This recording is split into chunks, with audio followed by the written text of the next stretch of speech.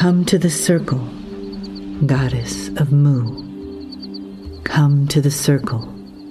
I'm calling you. Nous voici à nouveau, chère déesse. Nous voici de retour au temple de la déesse. Prenez un moment pour vous laisser aller à l'intérieur. Fermez les yeux, s'il vous plaît. Et laissez chaque respiration se connecter au vent qui arrive d'un côté de la vallée, qui souffle au-dessus de ce grand complexe et qui touche l'arbre. Voyez ce bel arbre dans votre esprit et le vent qui souffle à travers lui et votre énergie qui le touche, qui le remercie, qui l'entoure de haut en bas et qui pénètre dans les racines de cet arbre ancien jusqu'à une époque plus ancienne que cet arbre et jusqu'à une époque où nous nous célébrions en tant que féminin divin, en tant que déesse sacrée. Nous voyez-vous danser? Nous voyez-vous porter des flambeaux? Nous voyez-vous en train de guérir? Ressentez l'énergie qui vous entoure et sachez que chacune d'entre nous touche la main et la vie d'une autre, ainsi que cette époque ancienne et lointaine. Et le vent dit oui, comme nous disons oui dans nos cœurs, comme nous disons oui dans notre ADN, qui résonne avec les roches qui sont ici, avec le temps, avec l'eau, avec les anciennes qui veillent sur ce site en attendant notre retour.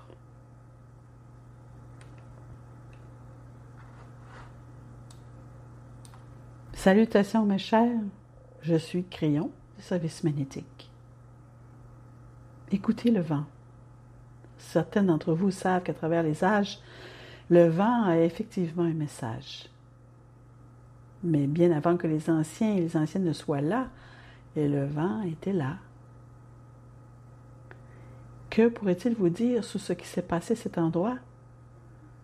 L'archéologie est un mystère, et on fait du mieux qu'on peut dans un monde moderne pour comprendre un monde ancien. Et il y a de nombreuses écoles de pensée sur ce qui se passe dans de nombreux endroits. Certains sont convaincus d'une chose, d'autres d'une autre. Parfois la logique prévaut, parfois non. C'est à l'être humain de comprendre ce qui s'est passé exactement.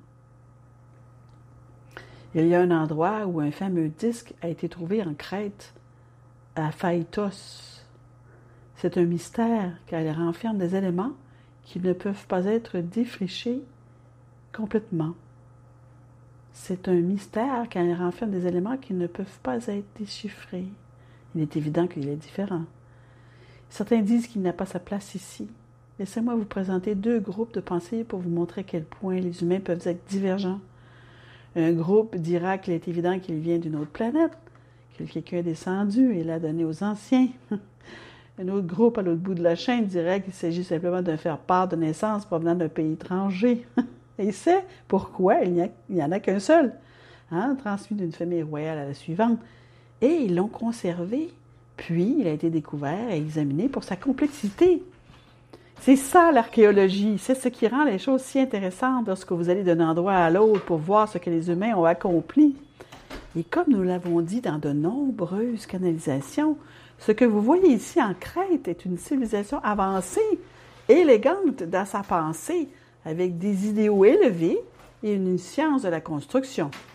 Nous avons également établi que le lien avec d'autres civilisations qui ont pu exister avant.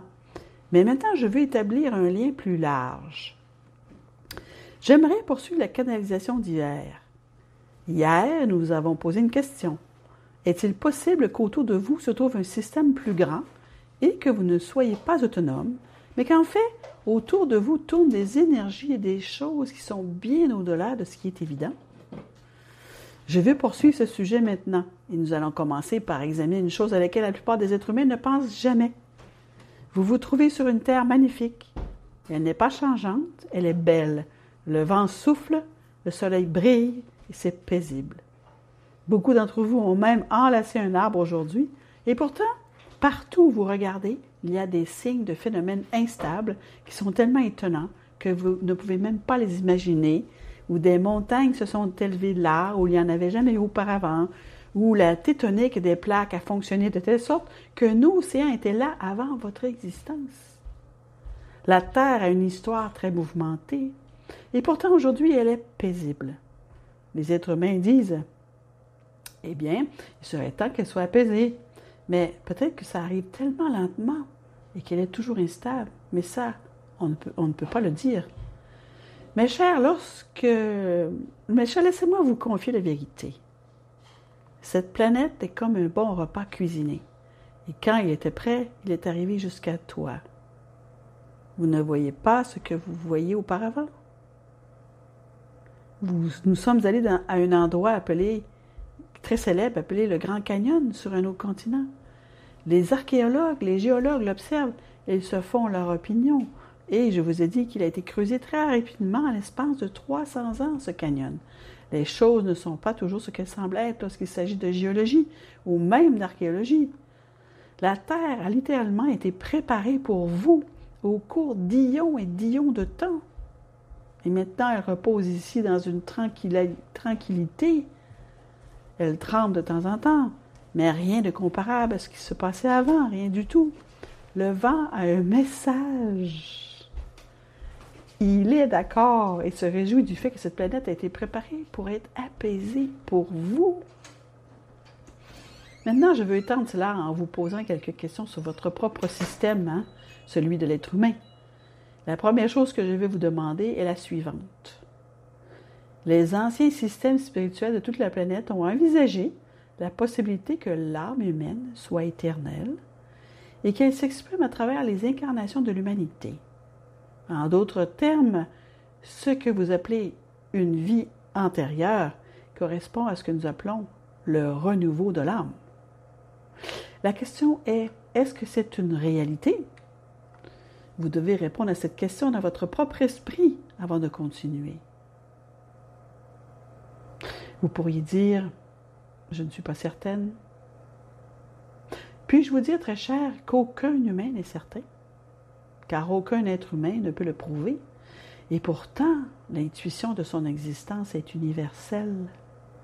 Nous vous répétons que 80% de la Terre croient en la vie après la mort.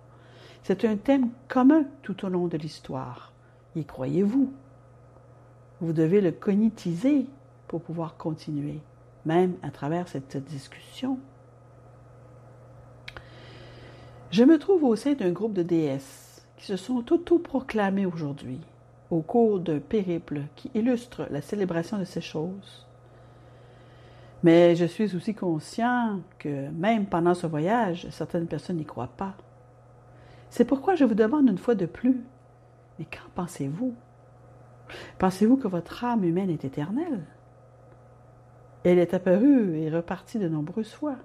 Elle peut même vous avoir amené ici, surtout si vous êtes grec. C'est dire à quel point le système est puissant et profond. Par conséquent, première question.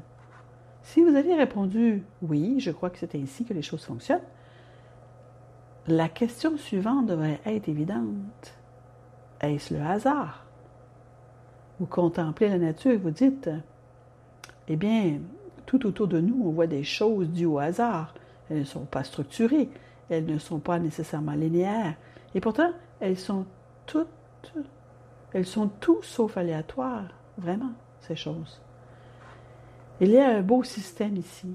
C'est un système assez lent, mais il y a un système. Il y a une symbiose, il y a de l'oxygène et du dioxyde de carbone pour vous et pour les plantes et pour les animaux. C'est magnifique et c'est équilibré. Mais cela semble être le fruit du hasard. Je vous pose donc la deuxième question. Pensez-vous que les vies antérieures que vous avez eues en tant qu'âme sont dues au hasard? Ou bien y a-t-il un plan? Certaines d'entre vous vont dire « Je ne suis pas certaine ». Alors, laissez-moi vous dire quelque chose. Mes chers, ce n'est pas seulement un plan, mais un plan grandiose, un plan qui vous place au bon moment et au bon endroit.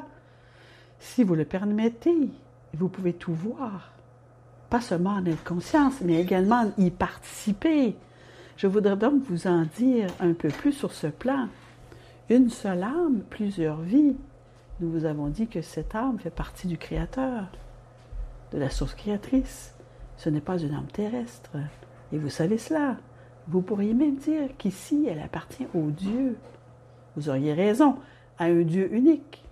Vous faites partie de toutes choses. La terre n'est pas distincte de vous.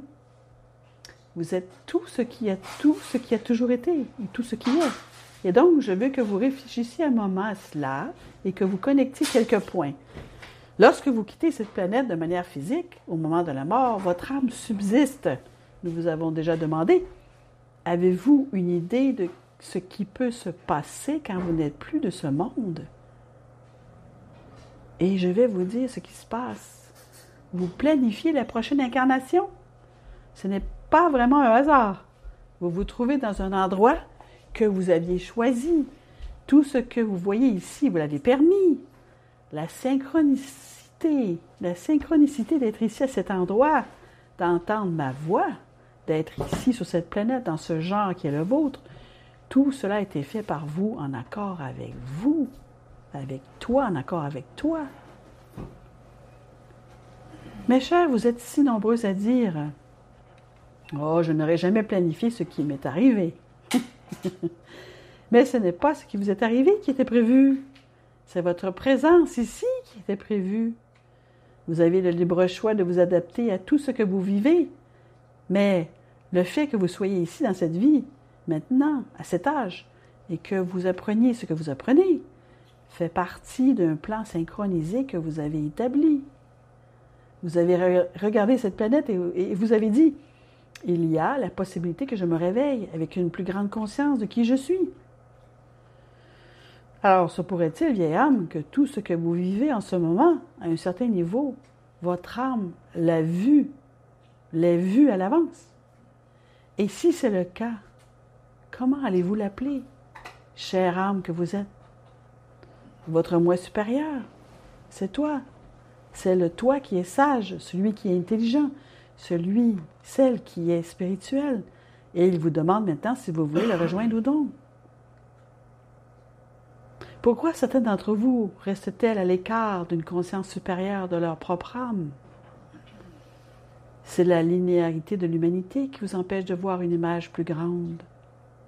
La Terre a terminé son dîner. Il a préparé pour que vous puissiez vous asseoir ici et profiter de la paix sans avoir de montagnes qui grondent et des mers qui vont et viennent et des océans qui s'agitent. Tout cela est terminé. Pourquoi ne pas en finir avec l'instabilité de votre vie? Pourquoi ne pas en finir avec le drame et commencer à faire jaillir la lumière? Nous avons déjà dit que dans une terre en noir et blanc, la couleur est en train d'arriver. Et je vais vous dire que dans de nombreux endroits, elle est déjà là. Les anciens qui sont ici formaient une civilisation pacifique qui honorait les femmes. Il y a beaucoup de choses à retenir ici, et il est grand temps, et c'est ainsi.